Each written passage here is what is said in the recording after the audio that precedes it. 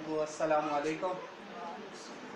یہ آپ کا رحمت لرننگ اکیڈمی میں پہلا سیشن ہے اور ہم سب سے پہلے تو آپ کا شکریہ ادا کرتے ہیں کہ آپ نے ہم پہ اعتماد کیا اور اپنی زندگی کی سب سے قیمتی متاع، اپنی زندگی کی سب سے قیمتی چیز جو آپ کی اپنی اولاد ہے وہ اس کی تربیت کی اور اس کی پڑھائی کی ذمہ داری آپ نے ہم پہ ڈالی، تو اس کے لیے میں آپ سب کا شکر گزار ہوں۔ یہ ایک بہت بڑی ذمہ داری ہے جو اللہ تعالیٰ نے والدین اور اساتذہ کے سپرد کی ہے۔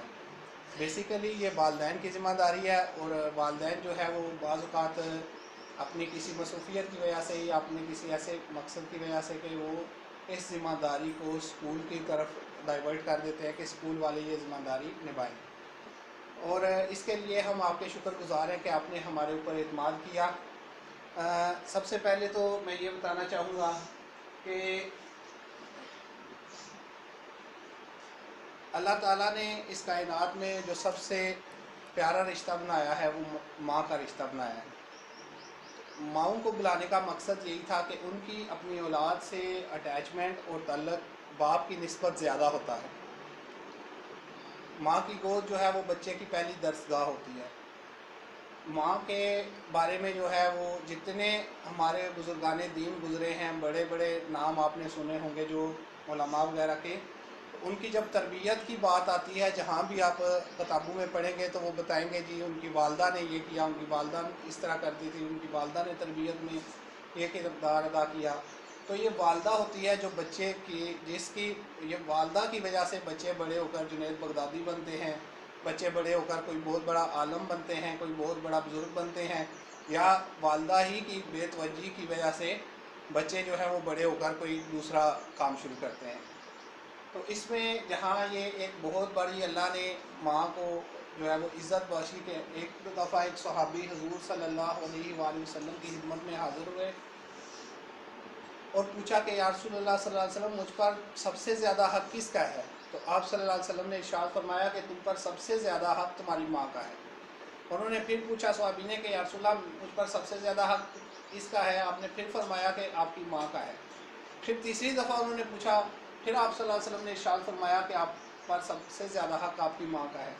جب انہوں نے چوتھی دفعہ پوچھا تو آپ صلی اللہ علیہ وسلم نے فرمایا کہ آپ کے باپ کا ہے۔ یعنی باپ کی نسبت ماں کو 3 درجے زیادہ جو ہے وہ درجہ دیا اولاد کی نظر میں، اولاد کی سامنے نا۔ تو یہ ساری جو چیز ہے اس کے بتانے کا مقصد ہے کہ ماں جو ہے وہ سب سے امپورٹنٹ رول ہوتا ہے بچے کی تربیت میں بھی، اور بچے کو بڑا کرنے یا بڑا انسان بننے میں جو مدد دیتی ہے وہ سب سے زیادہ ماں ہی دیتی ہے۔ اسی طرح آپ نے یہ حدیث بہت دفعہ سنی ہوگی کہ آپ صلی اللہ علیہ وآلہ وسلم نے فرمایا کہ ماں جو ہے، جو جنت ہے وہ ماں کے قدموں تلے ہے۔ تو یہ سارا جو اعزاز ماں کو ملا ہے اس کے پیچھے کوئی ذمہ داری بھی ہے، کیونکہ جہاں جیسے ہم دفتر میں کام کرتے ہیں تو جس افسر کو سب سے زیادہ سہولیات دی ہوتی ہیں، گاڑی دی ہوتی ہے، اس کو سب سے زیادہ تنخواہ مل رہی ہوتی ہے، تو اس کے پیچھے اس کی ذمہ داری بہت بڑی ہوتی ہے۔ جتنا کوئی چھوٹے لیول کا ملازم ہوتا ہے اس کی تنخواہ کم ہوتی ہے، اس کو سہولیات کم ہوتی ہیں، لیکن اس پہ ذمہ داری بھی کم ہوتی ہے۔ جتنا جو افسر بڑھتا جاتا ہے، بڑا ہوتا جاتا ہے، اس کی تنخواہ بھی بڑھتی ہے، اس کی سہولتیں بھی بڑھتی ہے، لیکن اس کے ساتھ اس کی ذمہ داری بھی بڑھتی ہے۔ بالکل اسی طرح جب ماں کو اللہ تعالیٰ نے اتنا اعزاز بخشا کہ جنت اس کے قدموں کے تلے بتا دی، تو پھر ماں کی کوئی ذمہ داری بھی ہوگی، اور وہی ذمہ داری جو ہے وہ سب سے اہم ذمہ داری وہ اولاد کی تربیت ہے۔ اور اسی مقصد کے لیے آج ہم ادھر حاضر ہوئے ہیں کہ کسی طریقے سے ہم اپنی اولاد کو بہتر سے بہتر تربیت دے سکیں، معاشرے کے لیے فائدہ مند بنا سکیں۔ اور اس میں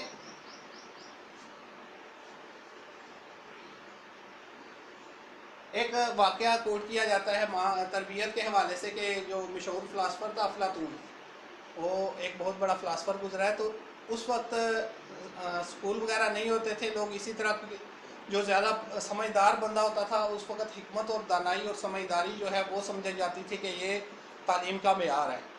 تو اس وقت سب سے سمجھدار بندہ اس دور کا جو ہے وہ افلاطون تھا، تو اس کے پاس لوگ اپنے بچوں کو بھیجتے تھے کہ آپ جا کے آپ ہمارے بچوں کی تربیت کریں۔ تو ایک ماں افلاطون کے پاس آئی اور آ کے کہا کہ یہ میرا بچہ ہے، یہ 3 سال کا ہے، تو آپ نے اس کی تربیت کرنی ہے تو آپ اسے اپنے پاس رکھ لیں۔ تو افلاطون نے جواب دیا کہ آپ لیٹ ہو گئی ہیں، ہم اتنا بچہ نہیں لیتے۔ اس نے کہا میں کتنا لیٹ ہو گئی ہوں؟ تو افلاطون نے جواب دیا کہ آپ 4 سال لیٹ ہو گئی ہیں۔ وہ بڑی حیران ہوئی، وہ کہنے لگی میرا تو بچہ ہی 3 سال کا ہے تو میں 4 سال کیسے لیٹ ہو گئی ہوں؟ تو افلاطون نے جواب دیا کہ پہلے ماں کی تربیت ہوتی ہے پھر بچے کی تربیت ہوتی ہے، اگر ماں کی تربیت نہ ہو تو اولاد کی تربیت نہیں ہو سکتی۔ یہ جو ہے یہ ہمارے لیے ایک سوچنے کا مقام ہے کہ جو سب سے زیادہ بڑی ذمہ داری اللہ تعالیٰ نے ہم پہ ڈالی ہے، ہم اس سے اتنے ہی غافل ہیں جتنی وہ بڑی ذمہ داری ہے۔ اور جب مائیں اپنی اس ذمہ داری کو سمجھنا شروع ہو جاتی ہیں تو نسلیں سنور جاتی ہیں۔ آپ نے جیسے حضرت گن شکر رحمۃ اللہ علیہ کا واقعہ سنا ہوگا کہ ان کی والدہ انہیں روز کہتی تھی کہ آپ جو ہے نماز پڑھیں گے تو آپ کو مصلے کے نیچے سے وہ جو ہے وہ شکر ملے گی۔ تو وہ اب ماں کا تربیت کا انداز تھا کہ کسی طرح یہ اللہ کے سامنے سجدہ ریز ہو جائے، بچپن سے ہی یہ اللہ کے سامنے جھکنا جو ہے وہ سیکھ لے۔ تو اس کے لیے ماں انہیں روز کہتی تھی کہ آپ سجدہ کریں گے، آپ نماز پڑھیں گے تو آپ کو مصلے کے نیچے سے شکر یا کوئی چیز ملے گی کھانے کی نا۔ تو وہ ہر روز نماز پڑھتے تھے اور اس میں سے چیز اٹھا لیتے تھے۔ ماں جو ہے وہ تربیت کے لیے کیا کرتی تھی، ان سے چھپ کے ان سے پہلے ہی مصلے کے نیچے کچھ رکھ دیتی تھی۔ تو ایک دن ماں کہیں گئی ہوئی تھی تو نماز کا ٹائم ہوا، انہوں نے نماز کی نیت باندھی اور نماز پڑھ لی۔ اب ماں ادھر پریشان کہ پہلے تو میں رکھ دیتی تھی ان کے مصلے کے نیچے کچھ، تو وہ آج ان کا اعتماد ٹوٹ جائے گا۔ جب وہ گھر آئیں تو دیکھا کہ بیٹا خوش ہے، پوچھا بیٹا نماز پڑھ لی؟ اس نے کہا جی نماز تو میں نے پڑھ لی۔ تو پھر بڑے دل میں وہ فکر تھی، وہ دل میں پریشانی تھی کہ پھر کیا بنا ہوگا۔ تو پوچھا بیٹا پھر کچھ ملا، کچھ کھایا؟ انہوں نے کہا ہاں ماں، جس طرح روز میں مسلح اٹھاتا ہوں نیچے کچھ پڑا ہوتا ہے، آج بھی میں نے مسلح اٹھایا تو نیچے کچھ پڑا ہوا تھا، میں نے کھا لیا، لیکن آج ایک چیز مختلف تھی۔ پوچھا آج کیا مختلف تھا؟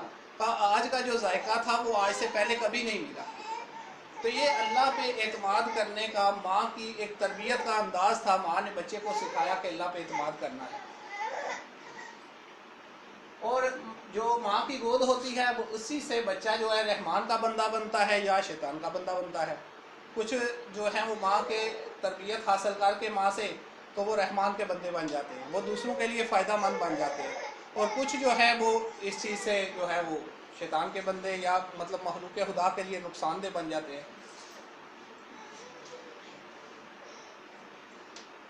تو والدین کی کچھ توقعات ہوتی ہیں بچوں کے بارے میں کہ جی ہم چاہتے ہیں بچے کا اخلاق بہت اچھا ہو، عادات ایسی ہوں، پڑھائی میں اس طرح ہو۔ تو ان ساری چیزوں کے لیے سب سے اہم بات اور سب سے اہم چیز ضروری یہ ہے کہ گھر کا ماحول کیسا ہے۔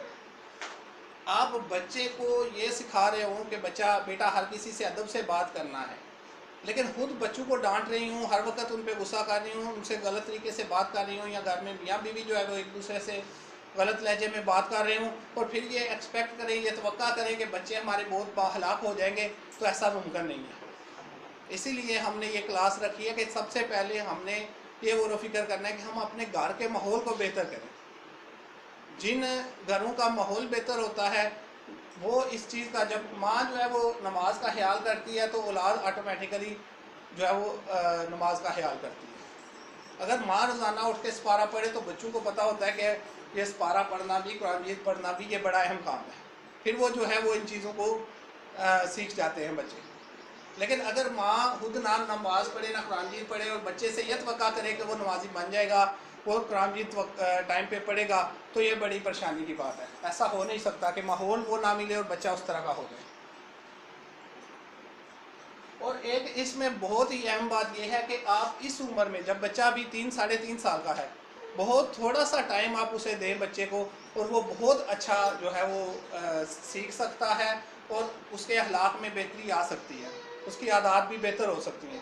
لیکن اگر یہی بچہ جو ہے یہ بڑا ہو جائے گا جب، تو ماں آدھے گھنٹے 15 منٹ کی بجائے اگر اسے 3 گھنٹے بھی سمجھاتی رہے گی تو اس پہ اثر نہیں پڑے گا۔ یہ جو بچپن کا ٹائم دیا ہوا ہے ماں کا، یہ بچے کے لیے بڑا ضروری ہے۔ ہمارا جہاں جو ہمارا یہ ماشاءاللہ 6 بیچ چل رہا ہے، بچوں کا 6ٹھا سال ہے، ہمارے پاس بچے آ رہے ہیں، تو ہمارا